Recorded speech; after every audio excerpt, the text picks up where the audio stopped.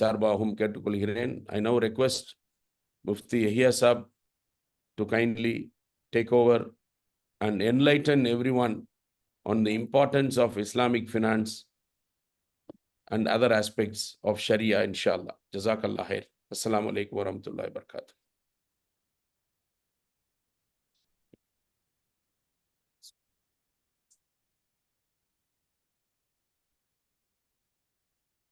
السلام عليكم ورحمة الله وبركاته. بسم الله والحمد لله والصلاة والسلام على رسول الله وعلى آله وصحبه ومن والاه. أعوذ بالله من الشيطان الرجيم. بسم الله الرحمن الرحيم. يا أيها الذين آمنوا لا تأكلوا أموالكم بينكم بالباطل إلا أن تكون تجارة عن تراض منكم. صدق الله العظيم. وقال رسول الله صلى الله عليه وسلم: طلب كسب الحلال فريضة بعد الفريضة، أو كما قال عليه الصلاة والسلام. Respected listeners from far and wide, it is important to understand that we are all the slaves of Allah subhanahu wa ta'ala. Each and every aspect of our life as human beings is governed by the rules and the regulations of Allah. And any aspect, if it is away or is contrary to the rulings, then that will be a means of detriment and harm, that will cause a person harm. يا أيها الذين آمنوا ادخلوا في السلم كافة. O believers, ادخلوا في السلم كافة, that enter into the deen in totality. From amongst the different and various aspects of deen, we find that the aspect of mu'amalat enjoys a great importance. Obviously, all aspects are important and they have their place, and all are interconnected as well. So now a person is very apt in ibadat. That is an aspect of ibadat, worship of Allah subhanahu wa ta'ala. He is very apt in ibadat, but he is not very fulfilling in the mu'amalat. Mu'amalat meaning the financial transactions. Now this person not being very apt in mu'amalat, this will cause harm to his ibadat as well, because both are interconnected. How is it? We find that in the hadith of Nabi Kareem sallallahu alaihi wasallam, that person who earns haram, who eats haram wealth, his du'as are not accepted. So du'a is an ibadah, is a worship. So a person, he is doing ibadah, he is doing an act of worship, but that act of worship will not be accepted because he is not fulfilling the commands of Allah in the aspect of mu'amalat and financial transactions. Similarly, riwayat of Nabi Kareem sallallahu alaihi wasallam, wherein Nabi Kareem sallallahu alaihi wasallam said that a person, many are people who, when they fast, they will not attain and acquire anything except that they remain hungry and thirsty, and they will not benefit from their fast besides that. The muhaddithin explain that this refers to that group of people who are fasting solely for the pleasure of Allah, but when the time comes for iftar, they will make iftar with haram wealth and haram food.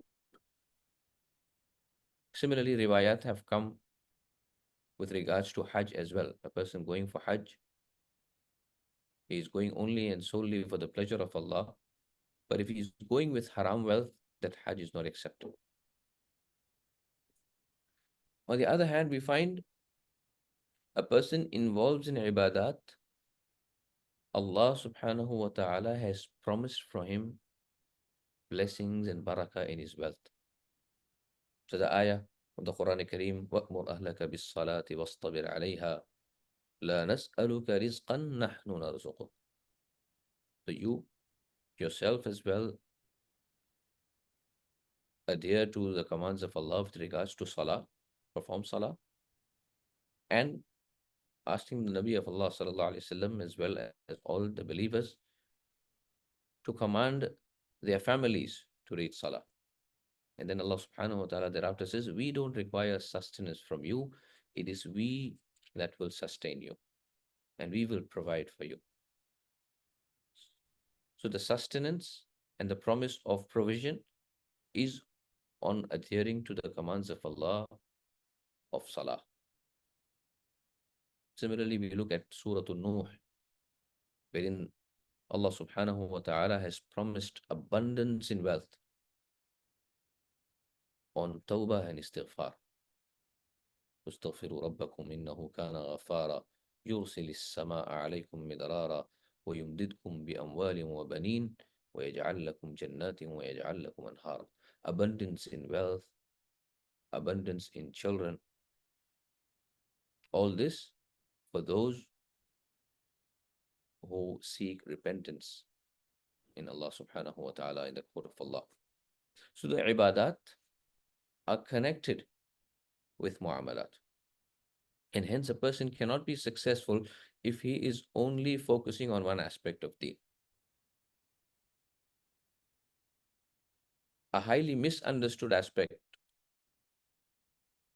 is mu'amalat. A person feels that when he is in the masjid, he is a Muslim, he is a believer. When he is reading salah, he is a believer. But at the same time, when he goes into the marketplace, there he doesn't believe that he is a believer. It seems, his action seems that he is free to do whatever he wants. He doesn't regard himself to be restricted, the restrictions of Allah subhanahu wa ta'ala. And this is the reason, one of the reasons why, because this is the aspect followed currently by other religions as well. We find in the religion of our brothers of this country, as well as Christianity, you will find that going church on a Sunday morning, that will suffice for them for the entire week. So they go on a Sunday to the church, and during the entire week, with regards to financial transactions, with regards to munakahat, meaning marriage and marital issues, with regards to muasharat or social transactions, with regards to all types of different issues, they regard themselves free and not restricted at all. But this is unlike Islam. A Muslim or a believer, like he is a Muslim and a believer in the masjid, similarly he is a Muslim and believer in the marketplace. So when you're dealing with dollars, when you're dealing in foreign exchange, when you're dealing with gold and silver, at that time also you have to be cognizant of the fact that you are a slave of Allah. This is the beauty of Islam. All aspects are governed by the rulings and the commands of Allah subhanahu wa ta'ala. Now, when we see the hadith, look at the hadith that I recited in front of you. طَلَبُ كَسْبِ الْحَلَالِ فَرِيضَةٌ بَعْدَ الْفَرِيضَةِ. To acquire halal livelihood, halal earnings, is a duty, is a fariḍah, is basically fariḍah means a duty. It is a fard. or a compulsory act after the major compulsory acts in the religion. So the major compulsory acts of salah, da'wah, saum, hajj, zakat. After these comes the issue of and the aspect of the duty of earning a halal livelihood for oneself and one's dependents. This is a great aspect of deen, something that cannot be trivialized because this is not mubah. Mubah is something which, if done, very good, a person will be rewarded. And if a person does not do it, he will not receive any iqab or any type of punishment. No, a person, this is a duty. A duty means when a person neglects his duty, he will be reprimanded. So when we look at this hadith, talabu kasbil halal, the acquisition of wealth is conditional to halal. So I am being commanded to acquire halal wealth. Ulama explained that when this is the command, then the first command that comes to me is to acquire the knowledge of halal and haram. Because if I do not have that knowledge and do not have that capacity to differentiate between halal and haram, how am I going to identify halal and how am I going to identify haram? And if I'm not able to identify halal and not able to identify haram, how am I going to abstain from haram and how am I going to earn halal? It is not possible. So in this very basic hadith of Nabi Kareem sallallahu alaihi wasallam, the entire fiqh of halal and the fiqh of mu'amalat is basically encompassed in it. A person has to acquire before he sets forth for his business, before he starts entrepreneurship, it is necessary that he gets to know what is halal and what is haram, gets to know and acquires the knowledge of halal and haram.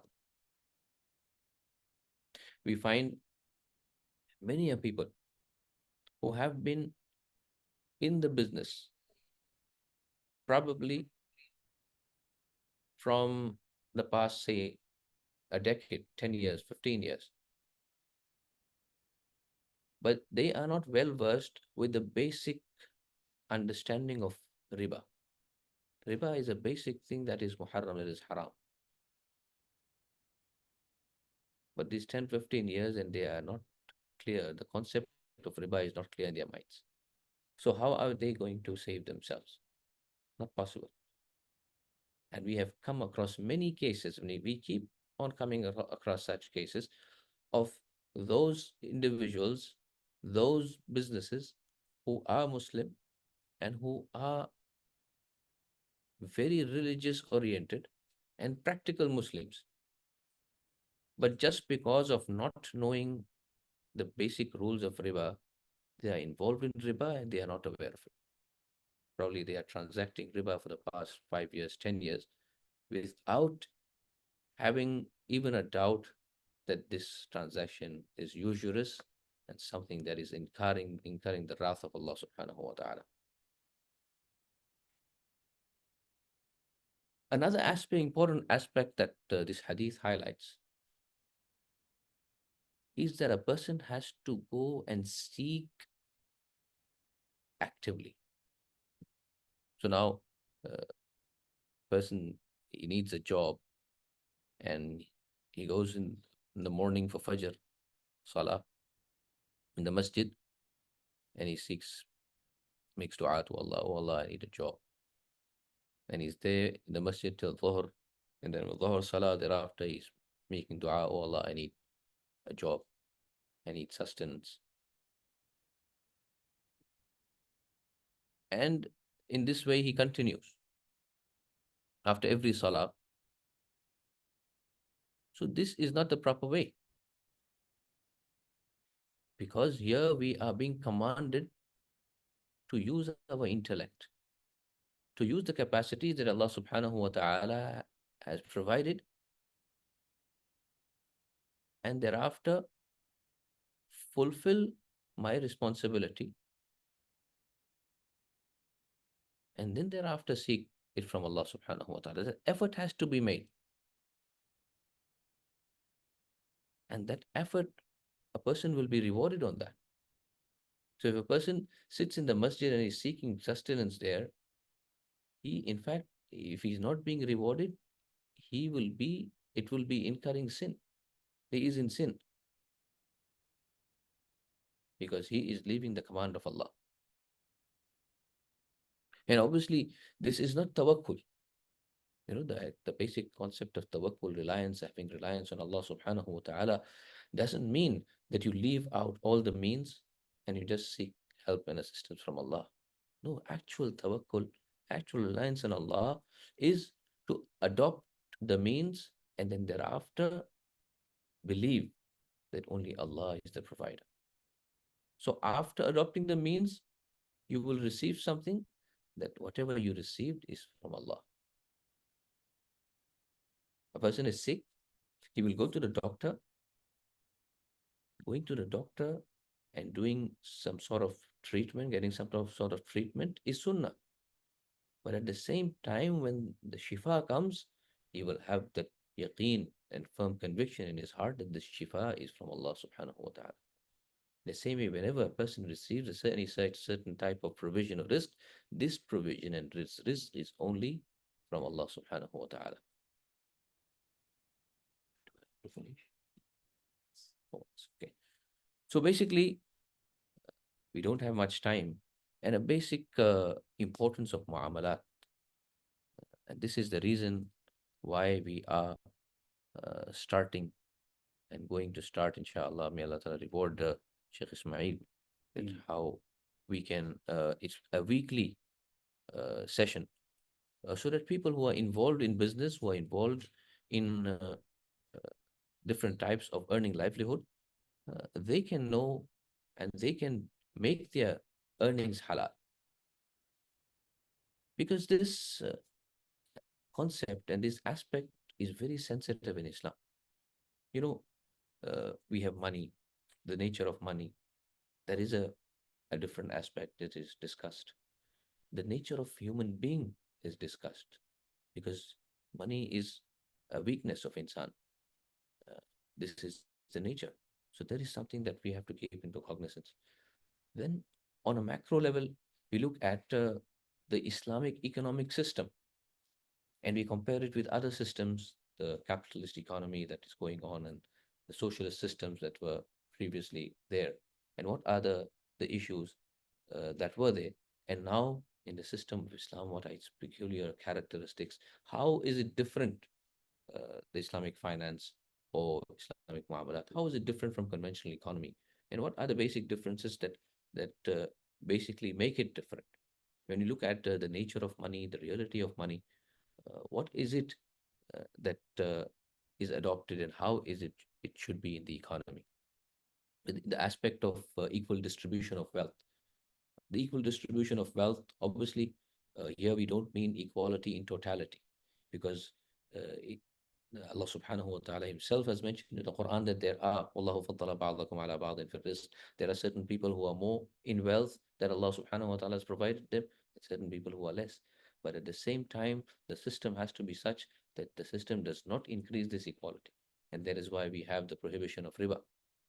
Because a basic prohibition of riba, because it leads to uh, a huge and severe inequality of wealth.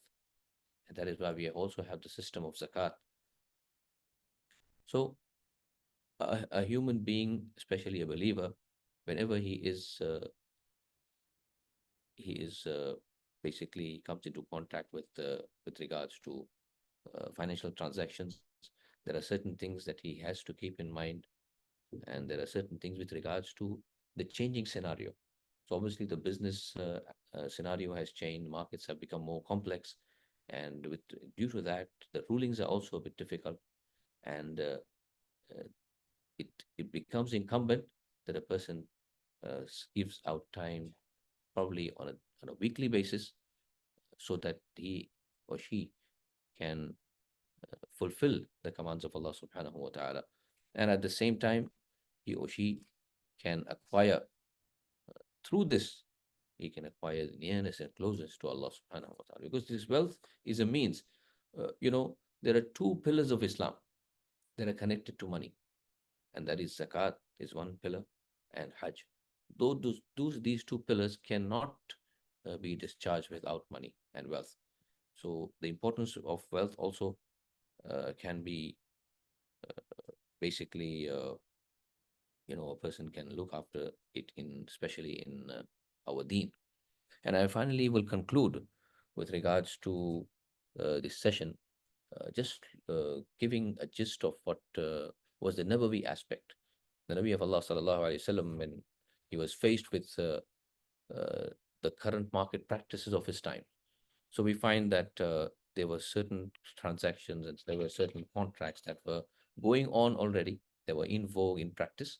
So what did the Nabi of Allah sallallahu alaihi wasallam do? What was uh, basically the practice of Nabi Kareem sallallahu alaihi wasallam? And this will be the practice of ulama and fuqaha in these times as well.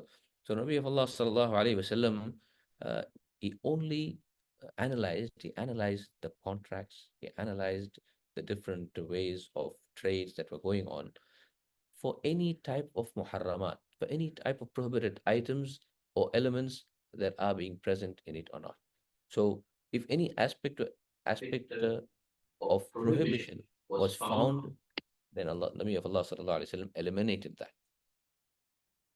Similarly, in any contract, the fuqaha uh, have this approach, and this is the approach here as well, that in any contract, if the prohibited elements are removed, then that aspect, that contract becomes halal, and that contract becomes Sharia compliant.